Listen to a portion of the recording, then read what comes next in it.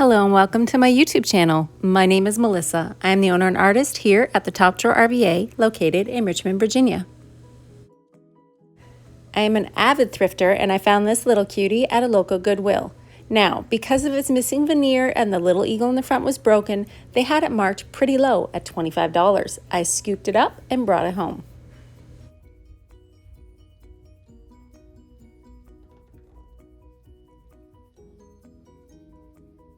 I absolutely love this waterfall front. I know it's not everybody's cup of tea, but for me, I can see this as a blank canvas. Let's get busy and take off that little wood eagle. I guess you could say that this little wood eagle inspired me for this piece because this piece is going to have some fabulous birds on it, but this little guy has to go. I used my metal spatula and a hammer and took him off. I then came in and pulled out any of those small little pokey nails.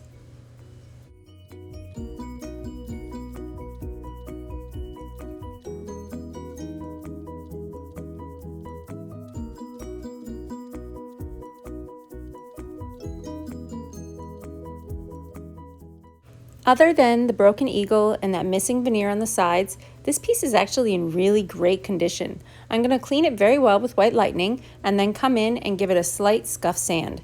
The inside of this piece is just pristine. It's absolutely what sold me on this piece of furniture. I never worry when a piece has broken trim or missing molding. I know that my Woodubend moldings that I can get from the Dixie Belle paint page will fix those things just right up.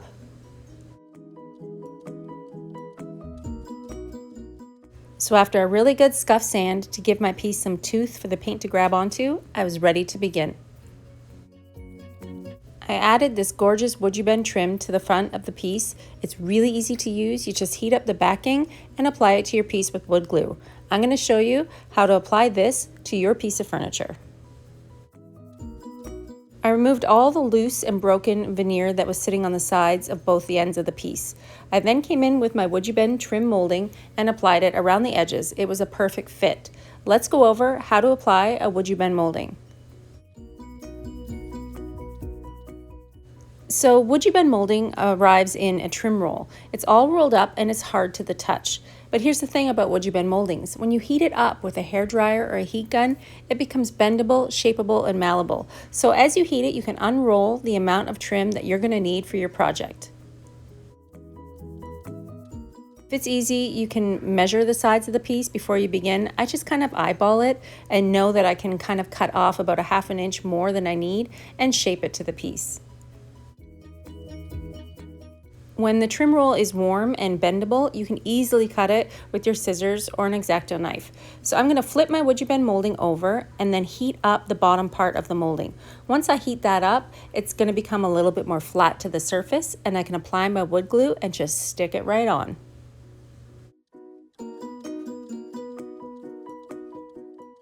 It's recommended to use wood glue for your Woodubend moldings because they're actually made from wood. It's really easy to use. I've obviously not closed the lid on this little tub of glue, so I have to use a paintbrush, which is actually a simple way to apply it and get into all the grooves and corners. So put that glue on the back of your molding and stick it on. You can then tape it or clamp it down and then heat it one more time after application to ensure that it's flat to the piece.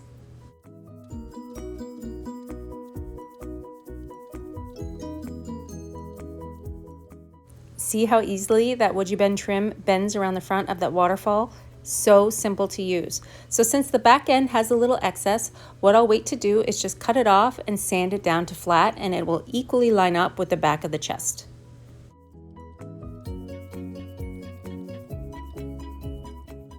Now that all the prep is done on this piece, I'm going to jump in and start painting my project. Since this piece had a little bit of tannin bleed through when I started cleaning it, I wanted to use my Silk All-in-One Mineral Paint. Using Anchor in Silk All-in-One Mineral Paint is going to allow me to kind of cut out that middleman of having to prime my piece with Boss before I begin. Using Silk will block any tannins or bleed through coming through my piece. You can paint right over top of that Woodubend as soon as it's on there and dry. It's very simple. So I did one full even coat of Anchor in Silk All-in-One Mineral Paint. This is going to be my base for my project. All right, let's go choose some vinyl. I got a brand new Cricut. It's the Explore 3, and I used my removable vinyl and cut out different shapes of birds. My plan for this piece is to line up some little birdies on a wire. So what I needed to do was lay out a piece of masking tape or painter's tape. This is going to be my pretend wire that my birds are going to sit on, and it's going to give me an even line to line them up across the top and the front of this piece. So once I have that line figured out to where I want it to be, like imagine birds sitting on a wire in the sky, I'm going to peel off my vinyl and adhere my birds right over top of that black paint.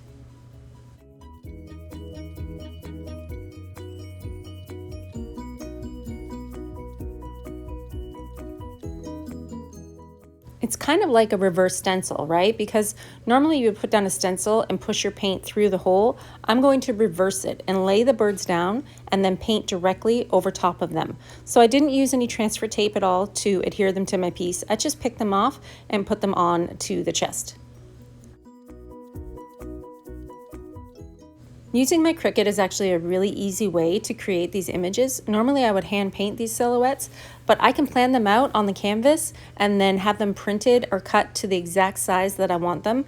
I chose 3 or 4 different birds and then just varied the sizes across the top of my piece.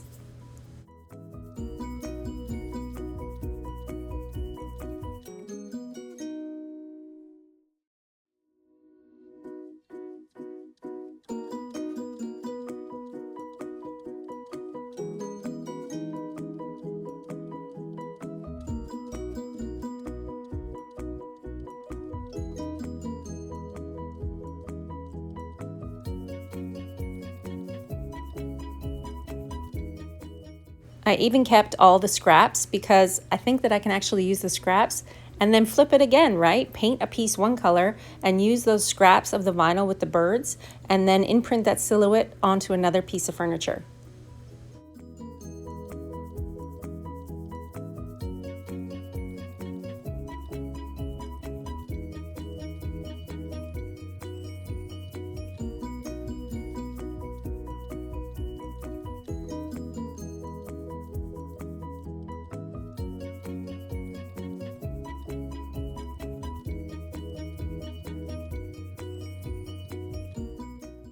So after I finished the placement of all of my birds, I took the tape off because the tape was just a guideline for where I'm going to hand draw in the wire. I then came in with many different kinds of blue. I'm going to list them for you in a list so that you can choose exactly the same colors of Dixie Belle paint if you wish. But by laying down my blue on top of that anchor, which was a great base, I could then ombre blend my paint together. So you can start to see my plan come to life when you look at this part of the video. Imagine the birds are still sitting there underneath all of this beautiful blue. I'm going to come in with the softer white. I chose cotton from Dixie Belle and then ombre blended them kind of out and where I wanted the birds to live. So where I'm placing these clouds right now is directly on top of where I put the birds on the front of the piece. By choosing blue colors that are very close together on a color wheel, what you can do is really mash them and plan your sky. This is really not a hard process to do. I think people kind of get freaked out, but keeping like a light hand with that ombre blend, brush off that best dang brush so the paint doesn't gather in the bristles, you're going to be able to achieve this look very easily, I promise. Give it a try on some canvas or a small piece. I think you'll be very happy with the results. At this point in the process, I even came in with a tiny bit of pink. I added a touch of Plum Crazy just to kind of make that sky pop. Like an evening sky with the sun going down, purples and pinks are really beautiful mixed in with that blue.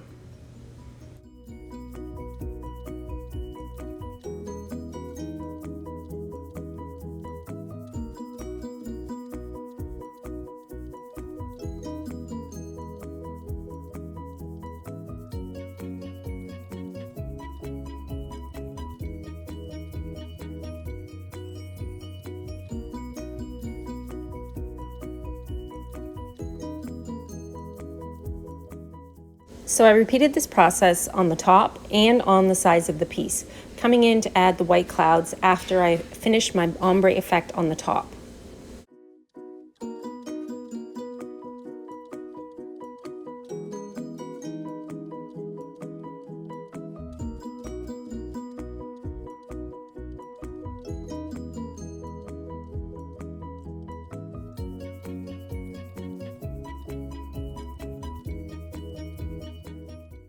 Again, I added in that touch of pink just for that kind of fall nighttime look on the piece.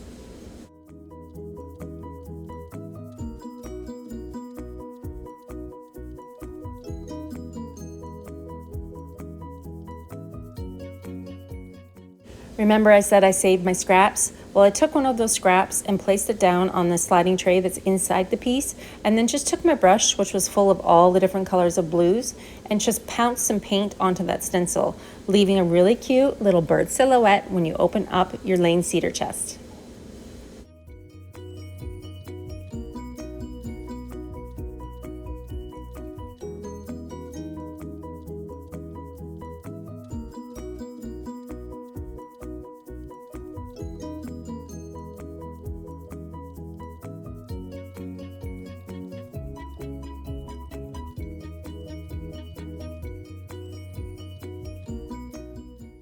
So now here comes the fun part, getting out my little tool for weeding out my Cricut vinyl. So this little tool actually came with my Cricut Explore 3. You use it to pick the vinyl very carefully so you don't scratch the paint underneath and remove your vinyl off of the piece.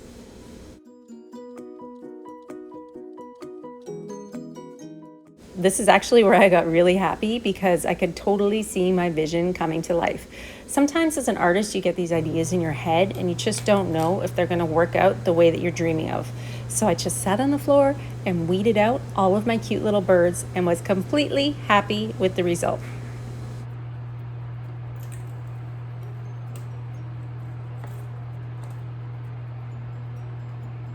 Oh my God, so cute.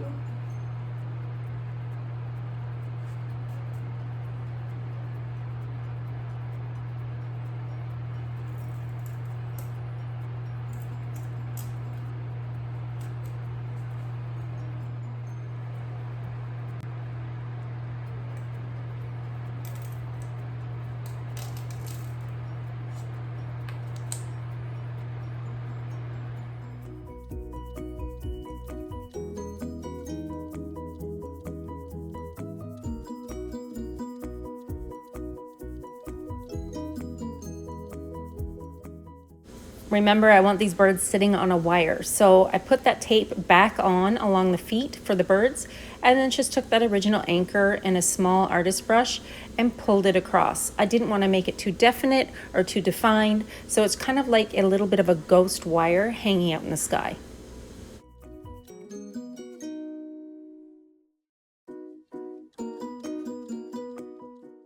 Then after I was finished and my paint was completely dry, in order to seal my piece, I came in with my Best Dang wax in clear and did the entire chest. I then came in around the edges with a little bit of Best Dang wax in black, and it finished it off perfectly. A tiny touch of gold on those Woodubend moldings, and I was finished. What do you think? I think I nailed it. I'm super happy with this piece. I'm gonna have a really hard time letting it go, but I just don't have any more room in my house for more furniture. So I hope you enjoyed my tutorial today. A little bit of Dixie Belle paint, a little bit of Cricut, and a lot of fun.